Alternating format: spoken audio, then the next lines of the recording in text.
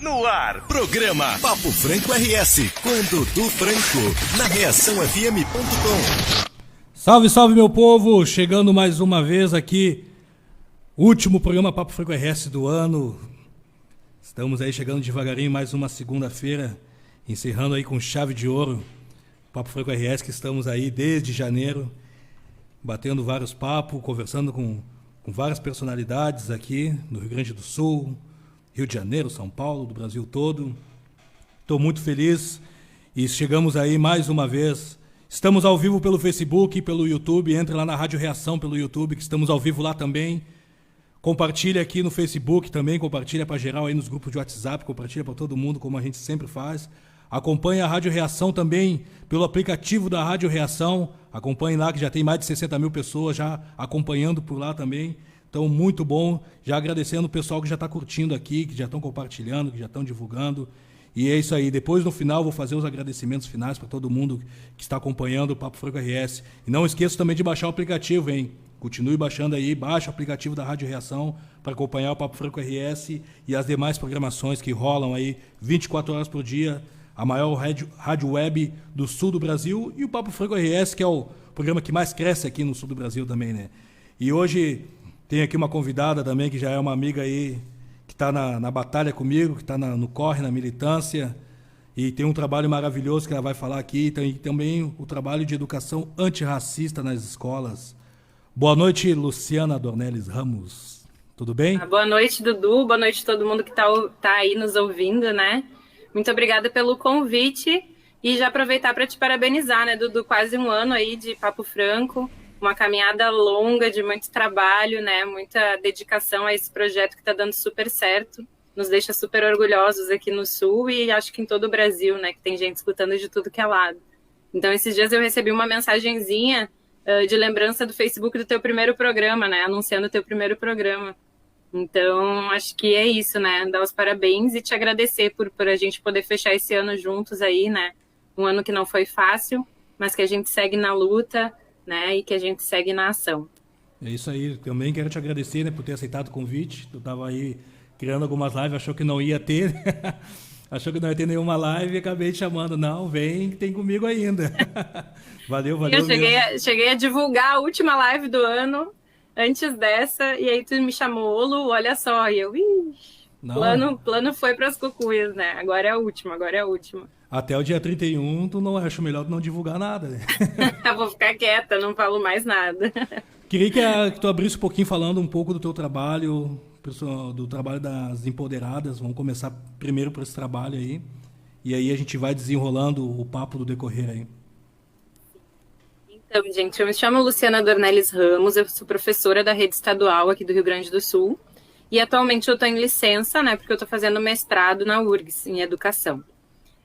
Na escola, eu desenvolvi um projeto, né, juntamente com as minhas alunas, que é um projeto que se chama Empoderadas IG. Né? O IG é por causa do nome da escola, onde nossos caminhos se cruzaram, né?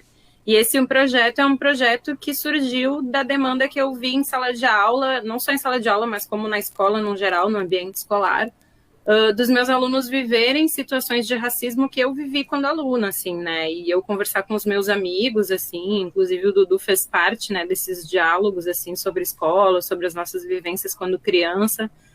E eu vi que, cara, não era possível, sabe? Que eu tinha voltado em 2015 e as coisas ainda eram as mesmas, assim, dentro da escola, em relação ao racismo. Então, eu criei esse espaço, né? Foi um projeto voluntário, um espaço de acolhida para esses jovens poderem conversar sobre essas demandas que, às vezes, eles não conversam em sala de aula, né? Que eles não têm, às vezes, espaço para falar sobre em sala de aula. Então, esse projeto é um grupo de estudos com o intuito de que as crianças se empoderem, né? Através da educação antirracista. E num segundo semestre, né, num segundo momento do ano, a gente visita outras escolas públicas daqui de Porto Alegre para compartilhar com outros jovens o que nós juntos aprendemos. Ah, que legal.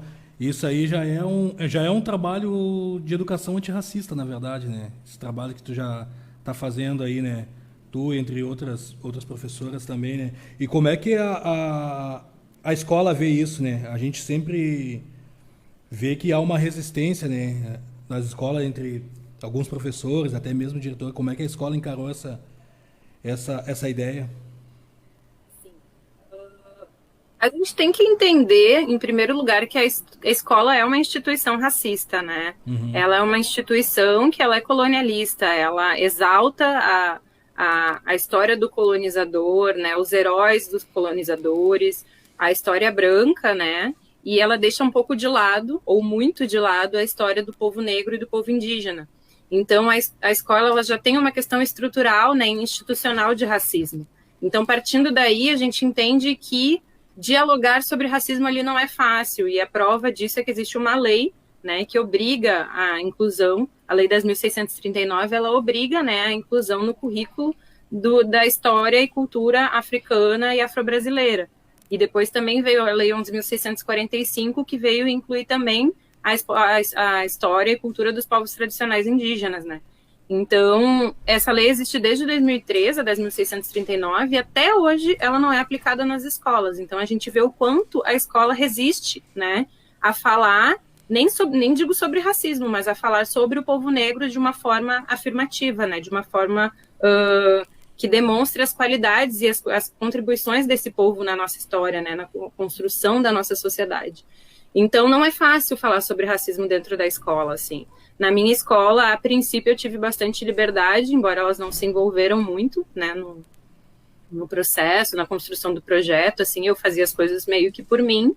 E depois começou a gerar alguns incômodos, assim, o nosso projeto ali, desde uma questão de disputa, assim, de espaço, de ego, de protagonismo, sabe? Então, o nosso projeto ele foi retirado da escola em 2019 e a gente ficou meio perdido, assim, o que vamos fazer, né? Porque já eram tantas dificuldades que a gente tinha e a gente ainda perdeu o nosso espaço, a nossa salinha que foi construída pelos alunos.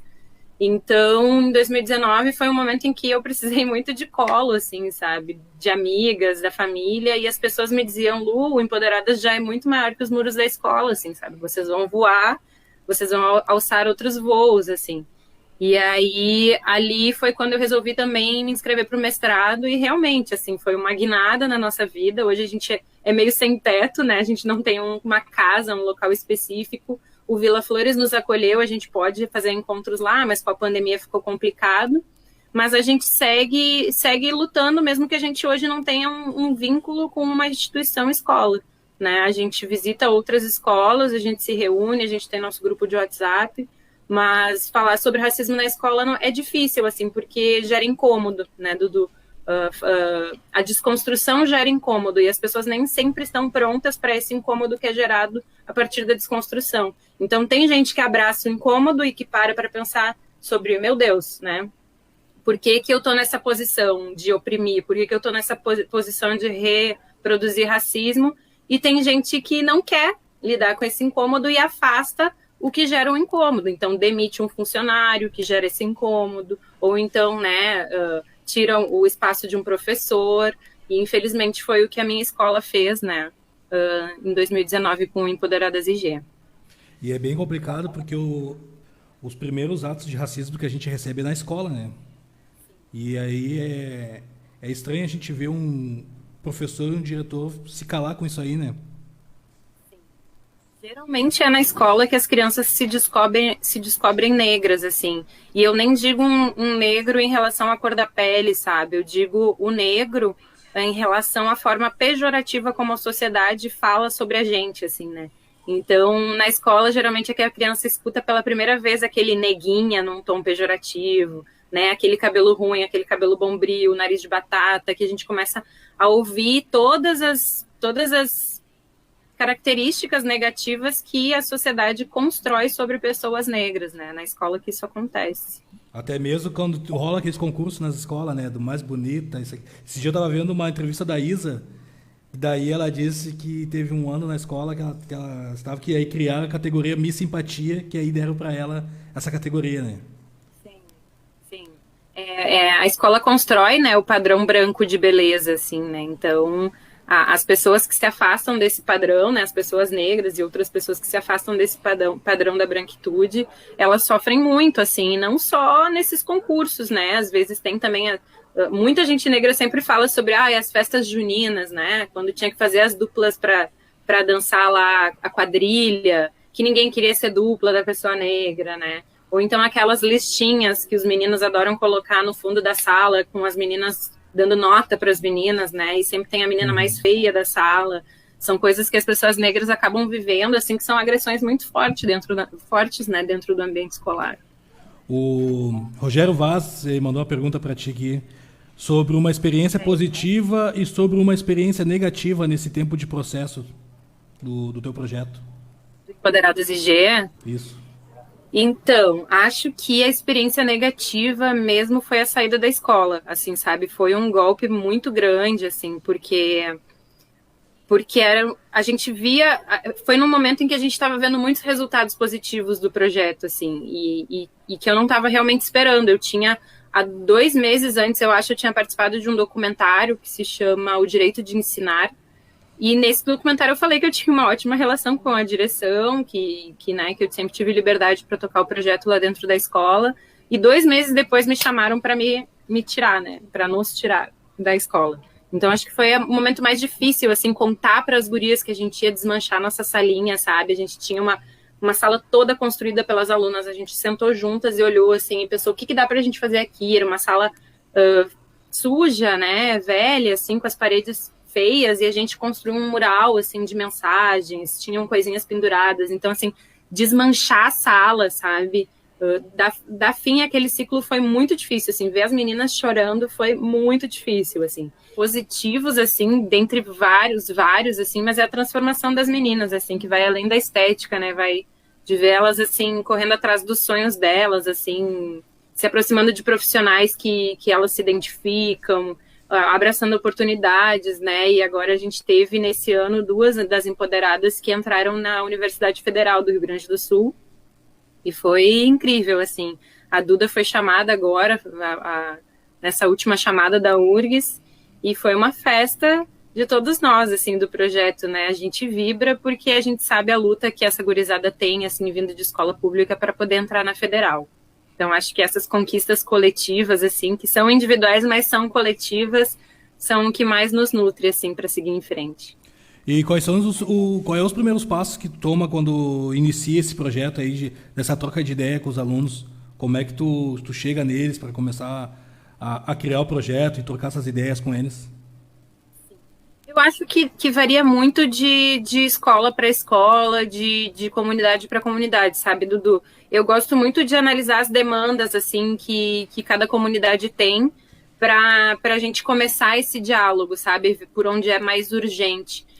Quando eu visito as escolas, antes da visita, a gente faz um trabalho com os alunos e pede para que eles escrevam cartinhas para o nosso projeto. Então, os professores mostram a nossa página, mostram sobre o que a gente fala, sobre o que a gente debate, né?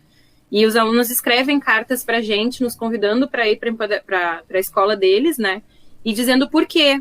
E nessas cartas já aparece muita coisa, sabe? Muita coisa, assim, que eu vejo, assim, olha, é por aqui o caminho de onde eu devo dialogar, sabe?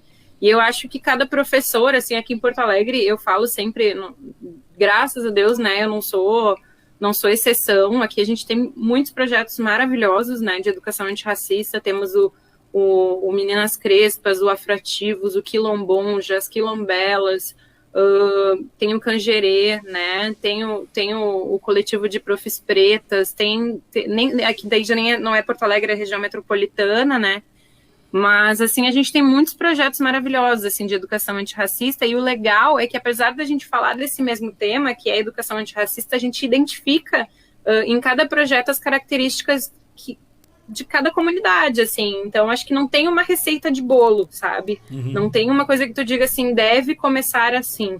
Mas eu acho que primeiro a gente se desconstruir, né? A gente está sempre em processo de desconstrução, mas eu acho que a gente pensar as nossas questões para a gente poder levar para os alunos também um pouco, né, do que a gente aprende, do que a gente lê. Então, eu sempre indico, assim, para quem quer começar a pensar essas questões de educação antirracista, o livrinho da Djamila, né, o Pequeno Manual Antirracista. Ele é um livro pequenininho, ele é um livro barato, ele é um livro bem direto, assim, sabe? Ele fala sobre pontos essenciais se a gente quer pensar uma educação antirracista, e eu acho que, além de tudo, e o principal, ele tem uma linguagem muito que atinge muitas pessoas, sabe? atinge adultos, atinge jovens, assim, então é um livro que dá para dialogar bastante com os nossos alunos e com professores também. Então eu acho que ler, né, e buscar seguir pessoas negras que estão trabalhando com essa produção de conteúdo antirracista é um primeiro passo, assim, para a gente pensar em como eu posso construir dentro da minha comunidade alguma atividade, algum projeto, algo antirracista. Até tocou num ponto ali, esse tempo num debate do Facebook, eu estava vendo o pessoal malhando a Djamila e o Brunão explicando o quanto que o livro dela ajudou os alunos dele e tal. E o que eu fico, que às vezes fico questionando, acho que até a gente chegou a conversar sobre isso esse final de semana, sobre essas informações, tanto da Djamila quanto do Silvio Almeida, entre outros. Como é que vocês conseguem fazer com que essas informações cheguem nesses jovens aí? Porque hoje, infelizmente, muitos compartilham, né? Não compartilham essas falas, essas coisas que a gente costuma ver aí do Silvio, da Djamila e tal.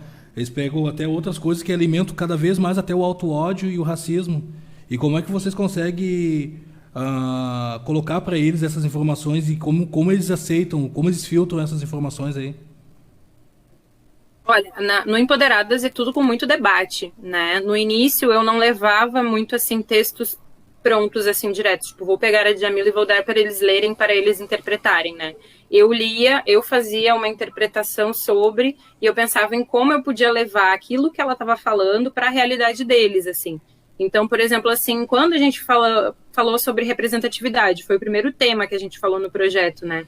Eu pedi para elas analisarem, assim, filmes, novelas, desenhos animados, né? E para elas notarem, assim, nessa realidade, assim, da televisão, né, e do cinema, quantas pessoas negras elas observavam, que papéis eram das pessoas negras, se tinha majoritariamente pessoa negra ou pessoa branca, se tinha pessoas negras protagonistas, né? E só nesse exercício elas conseguiram observar que o protagonismo branco, ele é uma realidade, né? Ele se dá. E as pessoas brancas, elas têm muito a mania de falar, e se fosse o contrário, né? Mas já é o contrário, né? A gente já vive num mundo que diz que se tem orgulho de ser branco, a gente já vive num mundo que diz que o branco é belo, a gente já vive num mundo que afirma a branquitude. Então, é necessário fazer esse movimento de afirmação da negritude, do povo indígena, né? Das minorias, porque é uma reparação, né? Então, só nesse exercício delas olharem a televisão e as mídias, assim, cinema, né? A própria internet, propagandas, elas já viram como é passado para as pessoas a imagem do negro. Então, assim, nem sempre eu levava um texto pronto, sabe? Mas eu refletia sobre esse texto e pensava uma atividade que eu pudesse levar para elas para a gente fazer juntas essa reflexão e elas, às vezes, criarem os próprios argumentos também e chegarem, né, nas próprias conclusões. Hoje as meninas são mais velhas, né? Elas começaram no projeto com 13, 14 anos, assim. Hoje as meninas estão, assim, quase todas com 18, ai, meu coração, né? Mas como eu saí da escola também e estou no mestrado, a gente não tem colocado muitas crianças mais novas, assim, mas hoje eu já faço um trabalho mais elaborado com elas, né? Hoje elas leem, eu consegui o livro da Djamila para elas, ainda não entreguei para todos do projeto, mas elas já fazem essas leituras, sabe? Às vezes, assim, eu sugiro, gente, o que a gente vai levar para outra escola? Daí elas vêm com um texto, assim, que eu nem sabia que elas tinham lido, sabe? Mas isso é legal porque desperta nelas uma curiosidade para fazer outras leituras e fazer outras interpretações. Mas um exercício que a gente faz muito é a caixinha do argumento, que a gente diz, sabe, Dudu? Que é uma caixinha que a gente coloca vários conceitos assim dentro, né? Várias palavras que tem nessas discussões. Então, nessa caixinha entra colorismo, colorismo, racismo reverso, homofobia, cotas raciais, né? A gente coloca um monte de palavras assim e a gente sorteia. E aí o exercício é tu dizer se tu já ouviu falar e o que tu ouviu falar sobre, se tu sabe o que é e se tu não sabe o que é também. Porque eu falo para elas que a gente não tem que ter vergonha de dizer o que a gente não sabe, né? Que é importante a gente ver o que a gente não sabe, porque a partir de quando a gente identifica isso, a gente pode buscar estudar sobre para a gente aprender. Então, até para exercitar essa questão de não ter vergonha de dizer que não sabe alguma coisa, porque é a partir daí que a gente busca estudar e aprender, né? Então, assim, essa caixinha nos ajuda muito, porque daí quando a gente tira, a gente fica conversando em roda e elas vão criando os argumentos, né, que ajudam elas, às vezes, a ter outra discussão quando elas vão ter na sala de aula, na família, né, em outros ambientes que não no Empoderadas de Gênero. E eles são privilegiados, né? Porque nós, por exemplo, nós não chegamos a ter, né, esse acesso, né, de estudar, né? A gente só sabia na escola que os negros foram escravizados e deu, né? E mal porcamente ali um Zumbi dos Palmares, né? E hoje eles estão podendo ter todo esse acesso, né? Já vai vir a geração que vai vir depois deles já vai vir com uma outra pegada já através deles, né? É verdade. Quando eu construí o projeto, muito do que eu pensava era isso, assim, sabe? Eu queria oferecer para os meus alunos uma educação antirracista que eu não recebi, assim, na escola, né? Então, eles realmente, a gente vê nos próprios argumentos deles, assim, né? Que às vezes, nem digo só as crianças negras do projeto, mas as crianças brancas também, que eles compreendem as coisas de uma maneira muito mais simples, às vezes, que nós adultos, assim, sabe? Eles estão muito mais abertos para se desconstruir, para ver as coisas menos, né, como fixas, assim, para mudar, né, do que nós adultos, assim. Então, tu vê, assim, às vezes tu pergunta para uma das meninas não negras do projeto sobre lugar de fala e ela dá um banho sobre, sabe? Ela explica de uma maneira super simples e super madura sobre isso, compreendendo um conceito que às vezes muito adulto não entende, né? Então, eu acho que essa geração vem para mudar, graças a Deus, porque a gente precisa de uma geração ativa, né, que mude um pouco as coisas, que do jeito que tá não dá para ficar mais. Fala um pouquinho sobre... Tinha me mandado a carta aos professores iniciantes, um convite para pensar em uma educação antirracista. Dá para te falar um pouquinho? Sim. É um capítulo de um livro que eu estou participando, que vai ser lançado em março, né? É um livro que foi organizado por uma professora a partir de um edital do IFRS, e é um livro que se chama Cartas aos Professores Iniciantes. E é um livro em que professores falam para outros professores que estão começando sobre a sala de aula, sobre a rotina de ser professor e sobre uma mensagem que queira passar, né? E nesse capítulo que eu escrevi, eu falo sobre a busca por uma educação antirracista, né?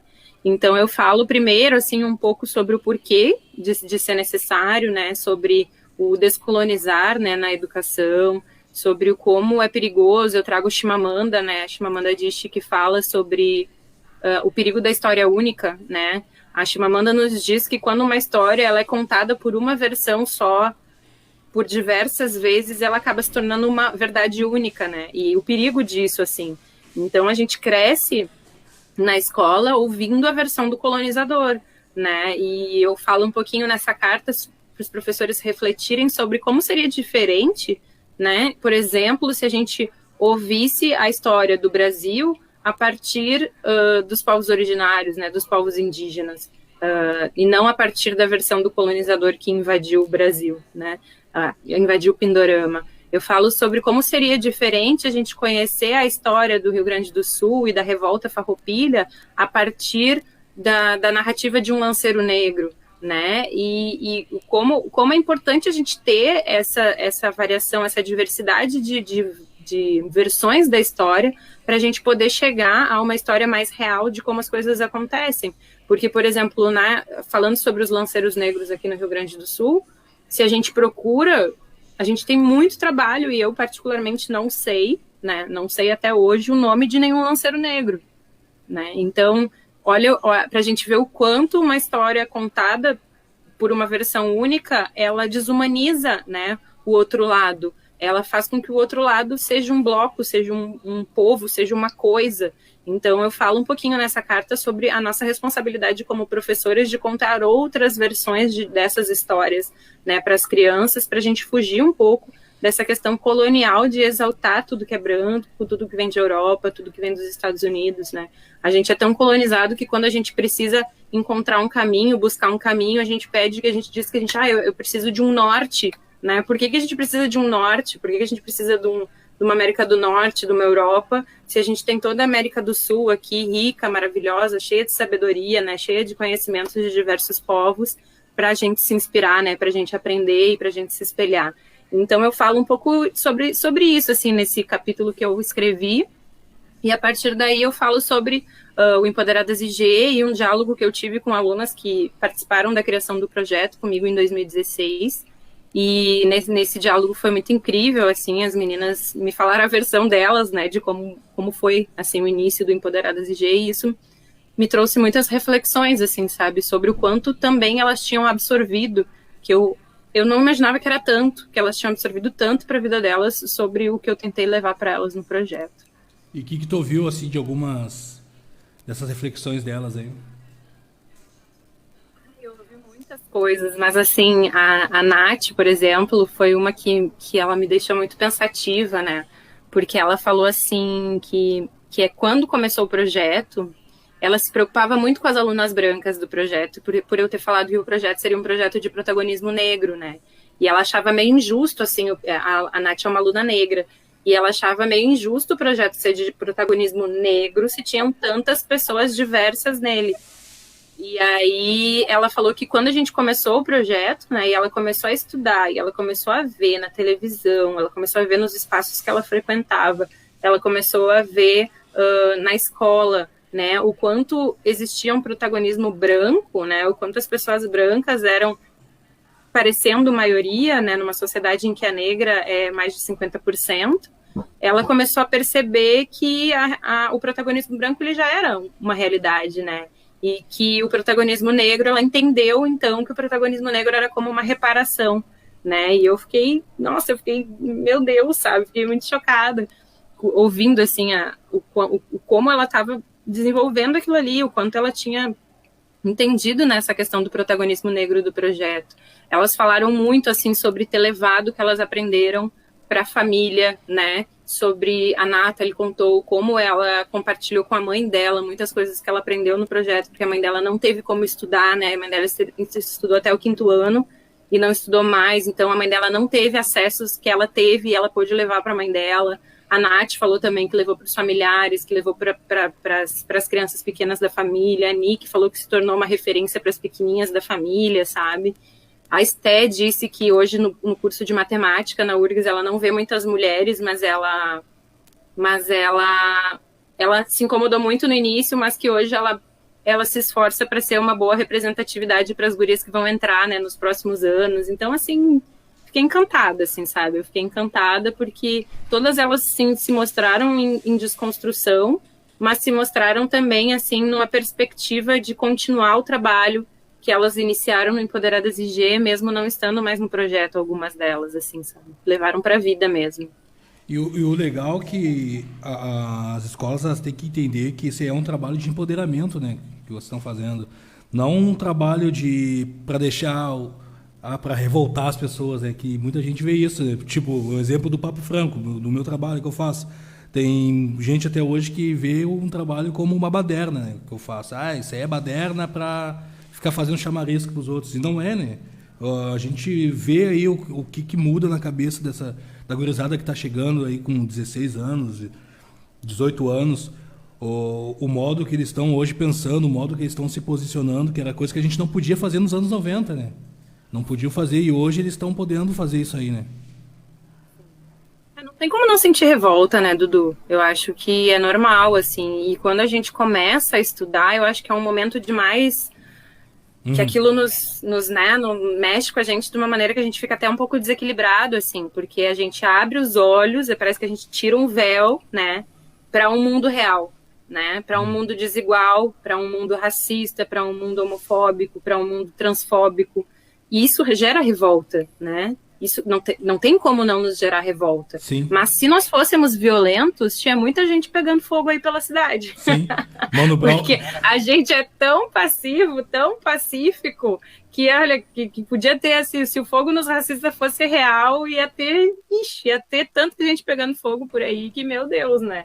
Mas não tem como, assim. Eu acho que aí a maturidade de entender, de abraçar essa revolta, porque é um sentimento válido, né? Um sentimento que a gente não tem que dizer para as pessoas não sentirem, mas a gente não pode deixar ela tomar conta da gente num sentido de que a gente precisa fazer algo a partir dessa revolta, que seja para a gente pessoalmente, né?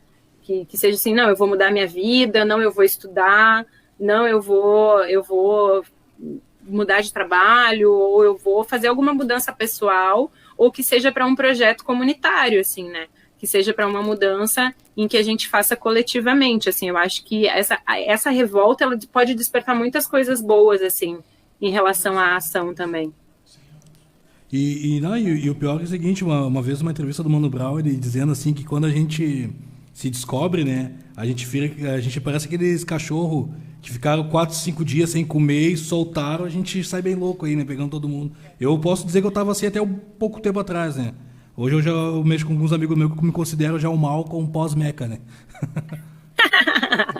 Não, mas eu vejo isso com as minhas alunas também, sabe? Às vezes elas vêm assim, Sora, eu quero matar, Sora, sabe? Elas vêm revoltadíssimas, assim.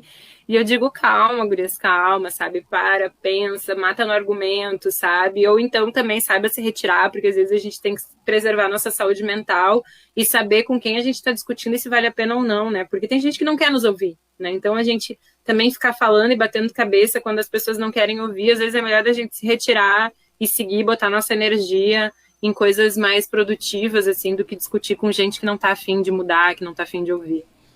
É bem complicado, eles não querem ouvir, né?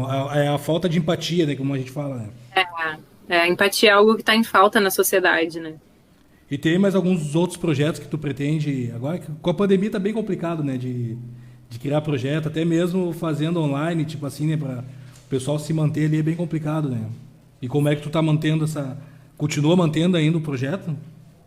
Sim, eu mantenho o projeto. Tá um pouco mais difícil, né? Até pela falta de acesso, assim. Agora eu acho que os meus alunos têm uma só que tá sem acesso à internet.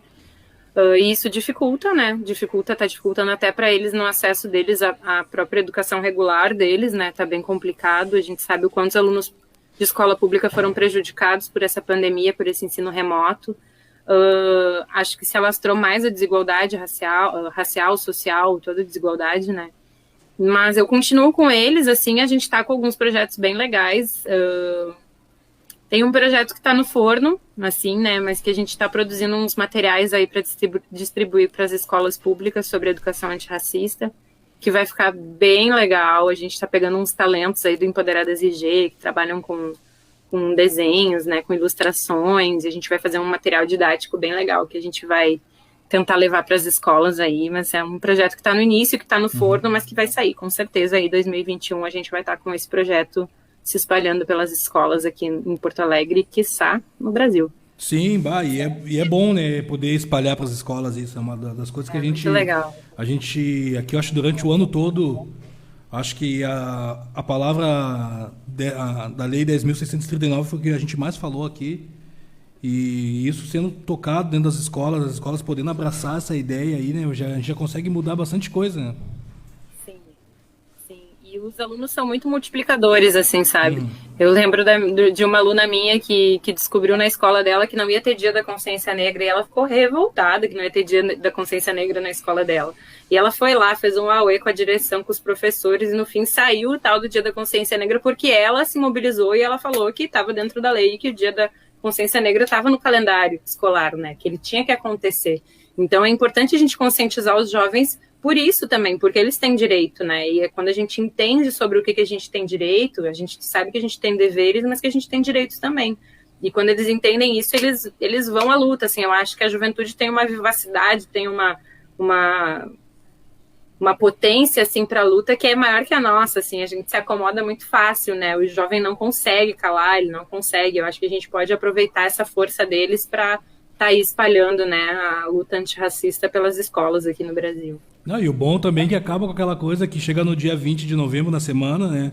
Botam aquelas roupas exóticas de tigre, disso e daquilo nas crianças, e é isso aí, África é isso. Como se fosse crianças, né? Pintam rostos crianças de preto. Ai, não, gente, não, por favor. Como se Já fosse tem bastante coisa aí na internet para vocês aprenderem a fazer um trabalho legal sobre a consciência negra. E como se a África fosse um pequeno vilarejo, né? Eles botam como se fosse Sim, isso. África, como se a África fosse um país, né? Ela não tem diversidade. É tudo uma caixinha única, assim, é bizarro.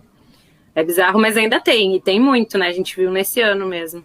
Aliás, nesse ano, o nosso Dia da Consciência Negra foi bem complicado, né? Bota complicado, né? Já foi atípico pelo fato, né, da gente não poder fazer nada, né? E depois mais aquele acontecimento que deu, então aí acabou com tudo, né? Foi muito difícil. E vocês costumam falar também sobre violência policial? Dentre esses assuntos todos, essa pauta entra, porque eu te pergunto porque assim, os adolescentes que começam a ter certos estilos, né, e esses estilos que a sociedade não aprova, né, estereotipa, e aí há essa conversa com eles também sobre isso, a violência policial? Sim, essa pauta ela é recorrente, né? Porque a gente tem casos de violência policial o ano inteiro, assim. E como muitos dos assuntos que a gente discute são as gurias que trazem, sabe? Porque a gente deixa o grupo como um espaço aberto para elas trazerem, assim, nossa, gente, vi essa postagem, o que vocês acham? Gente, vocês viram o que aconteceu aqui, sabe? E a partir daí a gente conversa muito sobre, assim. E a violência policial, ela é sempre pauta, porque é para a sobrevivência deles, né? Eu tenho um grupo de jovens que às vezes, por exemplo, a gente vai para os eventos e a gente volta de noite para casa. E os meus alunos moram nas periferias, então eu não tenho como não falar sobre violência policial com eles, né? Porque a gente não tem o medo só de que eles estejam voltando para casa e sejam assaltados ou, né, alguma coisa do tipo. A gente tem medo também de que eles sejam abordados pela polícia e sejam considerados criminosos pela cor da pele que eles têm. Então a gente tem que falar, a gente fala muito sobre isso por questão também de sobrevivência, assim, de eles saberem que a vida deles vale e que infelizmente a gente tem que ter alguns cuidados que pessoas brancas não precisam se preocupar em ter em relação à polícia. Vai, isso aí. Lu, considerações finais. Muito bom fazer esse bate-papo contigo aí. Sim. Muito bom bater. Eu acho que as considerações finais, Dudu, são um convite, assim, às pessoas, porque todo mundo pode lutar por uma educação antirracista estando na escola ou não, sabe? Então, acho que os pais de crianças brancas, por exemplo, podem parar para pensar sobre como eles estão educando os filhos deles, né? Porque dizer que eu educo meus filhos porque para saberem que todos somos iguais é educar uma criança racista. Porque nós não somos iguais, nós vivemos em uma sociedade que trata o negro como diferente, que trata o indígena como diferente. Então, se o teu filho, ele cresce em um mundo onde os pais só se relacionam com pessoas brancas, onde as pessoas negras são só subalternas, né? Onde as pessoas negras estão sempre servindo.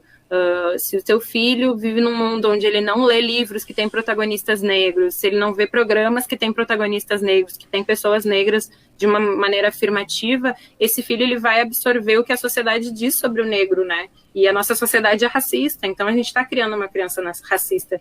Então esses pais eles precisam se preocupar porque em algum momento eles, por exemplo, podem ser os pais chamados na escola porque o filho dele estava falando mal do cabelo da coleguinha, né? E aí esses pais vão dizer, nossa, mas a gente nunca falou isso em casa, né? Mas o que se falou em casa, que todos somos iguais, isso não é suficiente numa sociedade racista, assim. Então, para os pais de crianças brancas é pensar como educam seus filhos, né? Para todo mundo, num geral, é pensar em como a gente pode, né, chegar na escola que tem aqui do lado da comunidade, cobrar da direção, saber se eles aplicam a Lei 10.639, saber como é que está sendo tratada a cultura negra dentro dessa escola, né, e apoiar esses projetos que estão aí lutando para fazer isso, né, já falei aqui, desculpa se eu esqueci o nome de algum projeto, mas falei ali do Afroativos, Quilombonjas, Quilombonja, Quilombelas, Meninas Crespas, o Cangerê, tantos projetos maravilhosos que estão aí tentando multiplicar essa luta e fazendo um trabalho incrível, assim, cada um à sua maneira aqui dentro de Porto Alegre. Então, eu acho que é um convite, assim, eu deixo como consideração final um convite para que as pessoas comecem a realmente se repensar, assim, e aplicar, né, a luta antirracista na sua vida, assim, porque o antirracismo, ele é ação, ele não é discurso. Então, se a gente está só no discurso, e se as pessoas estão só no discurso, elas precisam parar para pensar sobre o que elas podem fazer para colocar o seu discurso na ação, senão elas ainda não vão estar sendo antirracistas. Então, eu deixo esse convite a todo mundo e agradeço, Dudu, né, teu convite para essa última live do ano, espero que seja a última mesmo.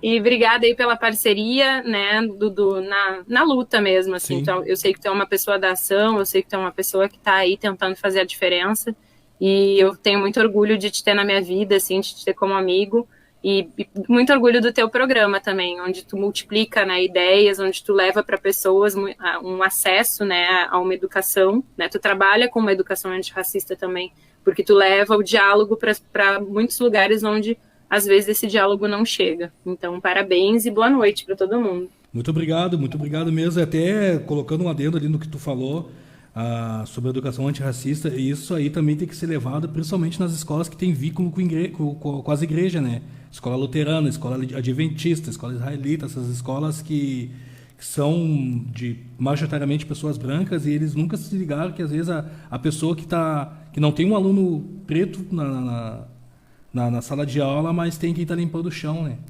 E eles levam esse discurso, principalmente a igreja, que é uma coisa que eu bato muito, que leva muito esse discurso, que nós somos todos iguais. Que cada vez que levar esse discurso, vai fortalecer cada vez mais o racista, né? Mas é aquela pergunta, né? Se nós somos todos iguais, por que não se fala de maneira igual sobre todo mundo dentro da escola? Uhum. Né? Se nós somos todos iguais, por que a gente só fala sobre um tipo de cor, sobre um tipo de povo, sobre um tipo de etnia, né? Então, se somos todos iguais, tem que colocar como igualdade essa discussão dentro da escola, senão esse discurso é balela, que a gente sabe que é, né? Quero te agradecer mais uma vez aí por ter participado desse último programa de 2020, um 2020 que foi atípico, mas eu quero agradecer por a gente estar aqui, a gente estar vivo, a gente poder seguindo ainda com essa luta, né, com essa pandemia, com tudo que rolou durante o ano, de violência, de doença. Quero agradecer aos meus pais pelo simples fato deles estar vivos, né, passar por uma situação difícil. Quero agradecer eles, quero agradecer também a todos que acompanharam o Papo Franco RS, a todos que, desde o início, abraçaram o Papo Franco RS, mandando mensagem, mandando positividade. Quero agradecer ao Celo DJ aqui da rádio também, por ter acreditado no Papo Franco RS.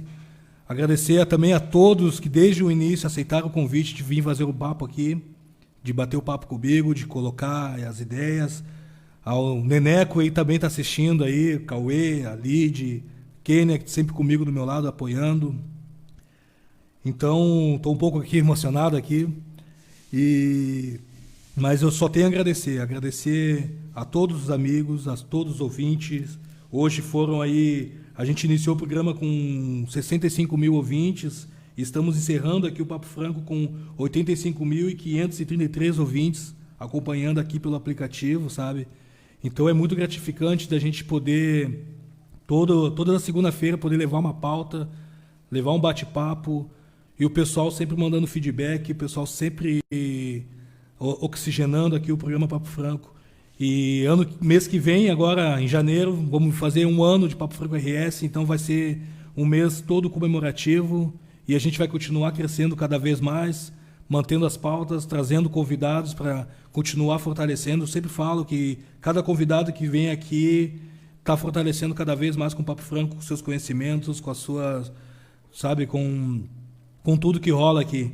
Então, quero agradecer mais uma vez, desejo um ótimo 2021 para todos que acompanham o Papo Franco RS, um ótimo 2021 de muita paz, muita saúde, prosperidade, alegria para todos. E fique ligado que ano que vem tem Papo Franco RS, em janeiro a gente vai continuar firme e forte, vamos continuar mantendo as pautas por aqui, e vai ter convidados aí de ponta que vai continuar contribuindo aqui, tá bom?